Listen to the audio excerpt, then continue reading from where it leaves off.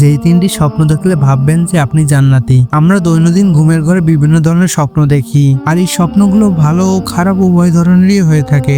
স্বপ্নগুলো তো আমরা দুই ভাবে দেখতে পাই। একটা হলো আমরা যখন ঘুমিয়ে থাকি তখন শয়তান আমাদেরকে অনেক ধরনের স্বপ্ন দেখায়, এই স্বপ্নটা মূলত শয়তানের কারণেই দেখা হয়। আর আরেকটা কারণ হলো আমরা সারাদিন যা করি, বিভিন্ন ধরনের কাজকর্ম বা মাথায় যে ধরনের চিন্তা সারাদিন ঘুরপাক খায়, সেই সমস্ত বিষয়গুলো আমরা স্বপ্নে দেখে থাকি। তবে স্বপ্নের মাধ্যমে যদি জান্নাত পাওয়া যায় তাহলে বিষয়টি অন্যরকম। কিছু স্বপ্ন আছে যা দেখলে ভাববেন যে আপনি জান্নাতি। আল্লামা ইবনে শিরিন রহমাতুল্লাহ আলাইহি বলেছেন, যদি কোনো ব্যক্তি তার জীবদ্দশায় এই তিনটি স্বপ্ন দেখে তাহলে সে জান্নাতি হবে, কারণ তারা জান্নাতি হবে। আল্লাহ পাক তাদের এই স্বপ্নগুলো দেখান, কারণ যারা জান্নাতি হবে আল্লাহ পাক তাদেরকে এই স্বপ্নগুলো দেখান। আর এর পেছনে আল্লামা শিরিন রহমাতুল্লাহ আলাইহি তিনি প্রত্যেকটি কথায় হাদিসের উদ্ধৃত দিয়েছেন এবং তা ব্যাখ্যাও করেছেন। রাসূলুল্লাহ সাল্লাল্লাহু আলাইহি সাল্লামকে স্বপ্নে দেখলে, কারণ রাসূলুল্লাহ সাল্লাল্লাহু আলাইহি সাল্লাম বলেছেন, যে ব্যক্তি আমাকে স্বপ্নে দেখলো সে যেন আমাকে বাস্তবে দেখলো, কেননা শয়তান কখনো আমার সুরত বা আকার আকৃতি ধারণ করতে পারে না। 2,